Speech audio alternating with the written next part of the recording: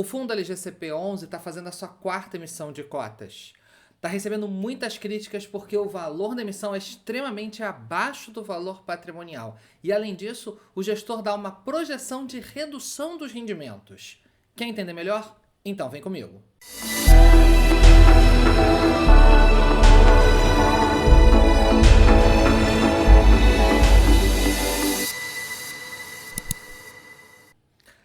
Alô pessoal, sejam todos muito bem-vindos a mais um vídeo do canal Clique Invest. E hoje a gente vai falar do LOGCP, o LGCP11, um fundo de logística gerado e administrado pelo Banco Inter e que tem uma relação muito próxima com a LOGCP, uma empresa inclusive listada em bolsa.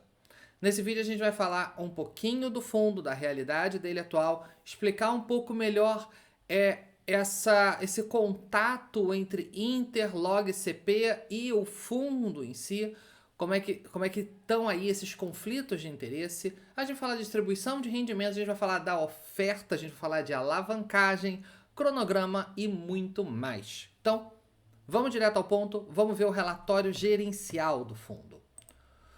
Tá aqui o relatório gerencial, o último que foi divulgado referente a junho de 2024. Ele coloca aqui, né, o fundo ele não é muito grande ainda, ele tem um valor de mercado de cerca de 306 milhões, o valor patrimonial na ordem de 400 milhões. Então, um fundo que já dá para ver rapidamente que está negociando abaixo do seu valor patrimonial. E a gente vai ver isso melhor. O fundo hoje ele não tem vacância, tem uma inadimplência de 5%, 4,9%. Essa inadimplência aumentou um pouquinho nos últimos meses. O dividend yield, né, hoje ele está pagando 72 centavos por cota. Desde dezembro ele vem pagando ali 70, 71, 72, 73. Tem girado ali nessa base. Dá um dividend yield hoje de 0,84%. Né? Aqui ele bota 0,83, mas no momento que a gente está gravando esse vídeo, 0,84, dividend yield em 12 meses de 9,8%. Aqui está 10%. Bom, um fundo acho que tem 20 mil cotistas, uma área bruta locável de 120 mil metros quadrados. Se a gente avançar aqui para a página 4, ele comenta que a vacância física do fundo está zerada pelo 8º mês consecutivo, o que é um sinal muito interessante. A inadimplência de 5%, né, que é originada de 4 clientes, sendo que um deles está em período de desocupação do imóvel. Então ele está inadimplente, mas pelo menos está saindo. E a área já está pré-locada a outro cliente. E será prontamente ocupada, não gerando vacância. Sim, a LOG está fazendo um bom trabalho aí nessa movimentação de inquilinos. Um sai, já tem outro pronto para entrar.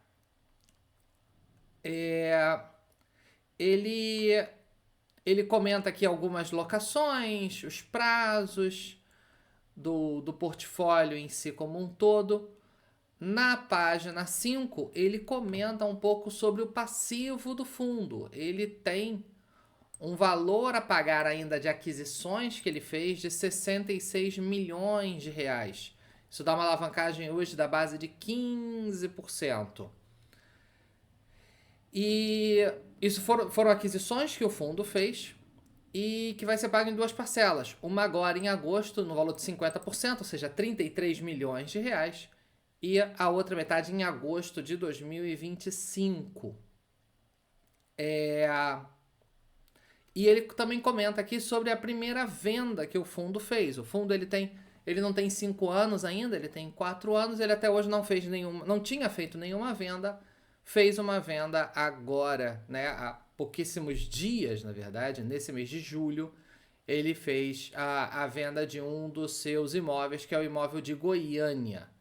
Ele fala que a venda é parcelada, mas não dá detalhes sobre como esse parcelamento será pago. Se tem um sinal grande, se vai ser muito alongado o prazo de pagamento, se vai ser mais curtinho ou qualquer coisa assim. Não tem essa informação, só fala de um rendimento projetado de R$ 3,54 por cota, mas isso pode ser diluído, né, ao longo do tempo, conforme o fundo vai recebendo. Agora vamos explicar um pouquinho essa relação, essa mescla e esse contato, porque talvez muita gente não saiba exatamente a lógica como um todo. Esse fundo ele foi criado exatamente para comprar os imóveis da Log.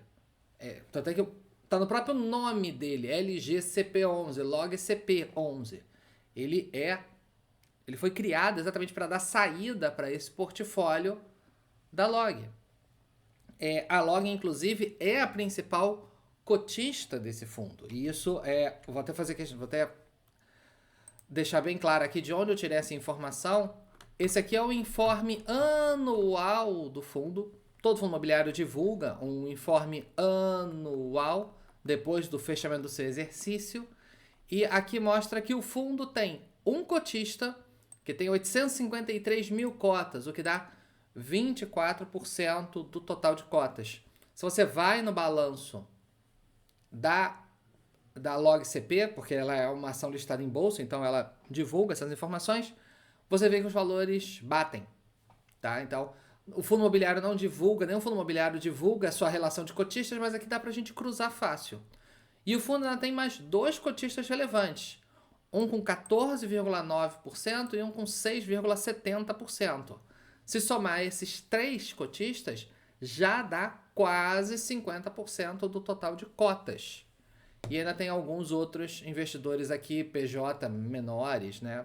Provavelmente fundos de fundos e coisas do tipo. Então, a Log é a principal cotista, a Log é a vendedora, a principal fornecedora de imóveis para o fundo. E claro que muito fundo imobiliário foi criado nessa lógica, nesse ritmo, né, de dar saída para alguém. Esse fundo não é o primeiro e nem será o último. Uma coisa que é importante aqui notar uma diferença é que muitas vezes, geralmente, na verdade, o gestor, o administrador são empresas não ligadas a essa relação, o que acaba dando um pouco mais de tranquilidade para os cotistas, porque assim, ok, pelo menos tem alguém não tão relacionado que está trabalhando junto ali para a operação e tendo certeza que aquilo é importante e é interessante para o fundo. Aqui temos um gestor e um administrador. Na verdade, o Banco Inter soma essas funções. Ele é tanto gestor quanto administrador. Mas ele não é tão independente assim da LogCP. E isso está formalizado no balanço da LogCP. Peguei aqui o balanço da Log e tem aqui uma que fala aqui de transações com partes relacionadas, ou seja, com empresas do mesmo grupo ou coisas parecidas. E a gente pode ver que ele coloca aqui que o Banco Inter é o principal banco onde a LogCP tem seu caixa, 80% mais ou menos do caixa da LogCP está no Banco Inter, é o principal banco, até aí, ok? Mas a informação interessante está aqui.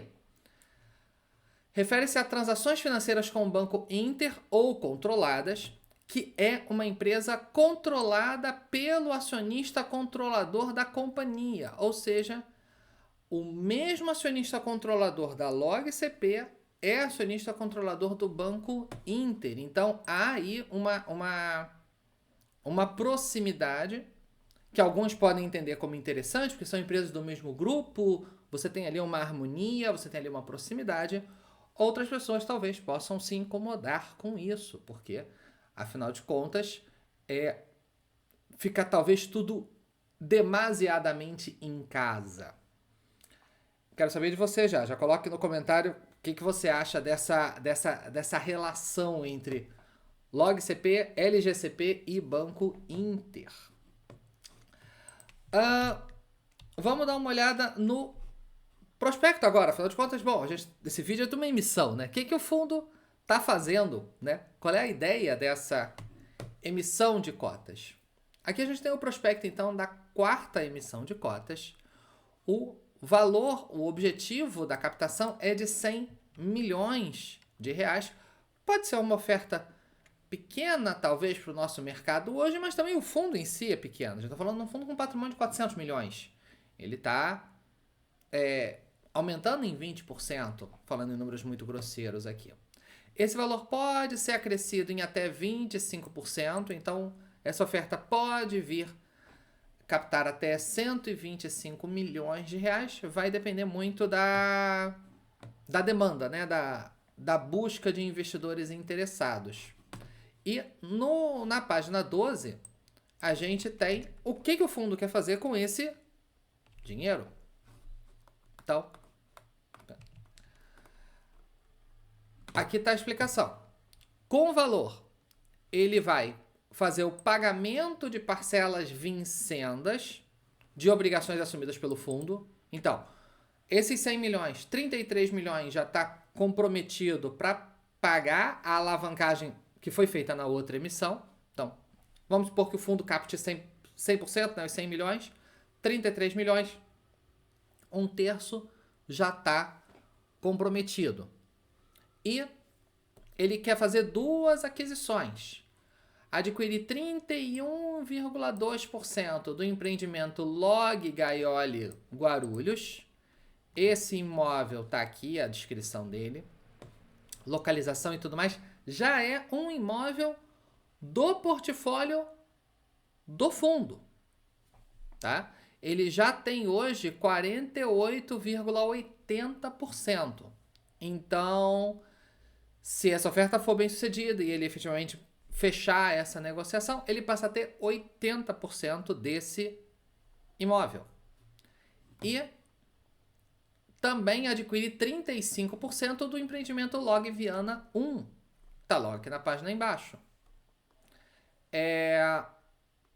O Log Viana, a rodovia Mário Covas, tem aqui toda, né, na região metropolitana de Vitória.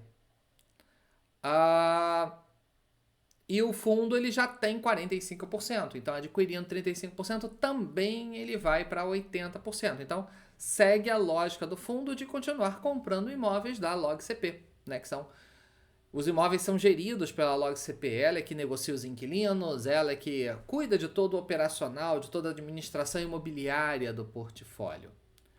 Agora, cabe uma observação. Vou até dar um zoom aqui para a gente ler melhor. A gente está falando que ele vai usar esse recurso para fazer o pagamento da primeira parcela do preço de aquisição de um e do outro imóvel. Se a gente der uma olhada aqui na página 129 do prospecto, tem aqui uma explicação melhor. O preço de aquisição dessas frações é 40 milhões, né? 39,5 pelo Log Gaioli Guarulhos e 76,700, quase 77 milhões pelo Log Viana 1. Então, é uma operação total de 116 milhões de reais. Ou seja, aumenta a alavancagem do fundo. Por quê? Se ele está usando 33 milhões para pagar a alavancagem velha, né, a alavancagem anterior, sobrou 66 na mão. Se a compra é de 116, ele ainda tem 50 milhões a pagar no futuro. Então, ele tinha duas parcelas de 33. Para 2025 vai continuar existindo. Sai uma e entra outra, agora de 50 milhões. Então, a alavancagem do fundo de 66 passa para 86 milhões de reais. Então, paga uma alavancagem, mas faz outra. E o gestor já tem aqui uma previsão de como que vai ficar a distribuição de rendimentos. A gente rolar um pouquinho mais aqui, a gente tem na página aqui 132 os valores. Aqui tem a previsão da distribuição de rendimentos. Aqui, supondo que capte exatamente os 100 milhões, nem mais, nem menos. O fundo paga aqui, né, 58 milhões pela compra desses ativos, né, porque tem que pagar as despesas da oferta e tudo mais. Paga a alavancagem antiga. Para o ano 1, ou seja, para os primeiros 12 meses, após a oferta, a distribuição de rendimentos fica em R$ 9,79, o que é até acima do que o fundo distribuiu nos últimos 12, que foi R$ 8,38. Mas depois vejam que o valor de distribuição vai diminuindo. Vai para 8,92, 7,64. Vai até para menos no ano 3, menos do que o fundo distribui hoje. Antes dele começar de novo a engrenar para cima, né? E começar de novo a melhorar os rendimentos. Claro, aqui é uma projeção, não é uma promessa. Pode ser um cenário melhor que esse, pior que esse. Pode ser exatamente esse. Mas é uma previsão. Ele só vai igualar a distribuição que ele faz hoje, de 8,38 em 12 meses, do quarto para o quinto ano. E ele ainda coloca aqui um segundo plano, digamos assim, um segundo cenário, uma segunda projeção, sem vender o imóvel de Goiânia, que é o que está fechado, está negociado. Mas supondo que ele não venda, a distribuição fica ainda pior. Por quê? Porque o fundo, na venda desse imóvel, está fazendo R$ 3,00, R$ 3,54 de rendimentos. Então, se ele não vende, o resultado fica pior. Ele fica... já fica ruim de agora, no ano 1. No ano 1 já distribui 7,92, ou seja, menos do que distribuiu nos últimos 12. E só recupera também lá no ano 5. Claro que aqui ele projeta um resultado final melhor, né? 11,58 daqui a 10 anos contra 11,19 no cenário A, porque ele tem um imóvel a mais, está gerando um aluguel a mais. Ele não vendeu, então teoricamente tem aquele portfólio na mão. Mas isso é para mostrar que esse rendimento que ele está projetando no cenário ideal dele é com base na venda do imóvel Viana. Vamos falar um pouquinho das burocracias técnicas aqui, dos números dessa oferta, né? O preço da emissão, R$ 83,50. Se a gente comparar que o valor patrimonial da cota do fundo, pelo último informe mensal, é de R$ 104,31, a gente está falando de um desconto de 20%. Sim, o valor da oferta está 20% abaixo, mais de R$ 20 abaixo do valor patrimonial do fundo. E o custo da emissão de R$ 2,59, ou seja, dá um pouquinho mais de 3% de custo de distribuição. Então, quem quiser entrar nessa oferta paga R$ 86,09. Claro, essa oferta é coordenada pelo Inter, então a maior parte desse recurso aqui vai para o Banco Inter, além das corretoras que ganham comissão com a operação e tudo mais. Quem é cotista do fundo tem o direito de preferência, o direito de preferência aqui de praticamente 34%, e tem até o dia 30/7 para exercer os seus direitos de preferência. Então, até terça-feira que vem.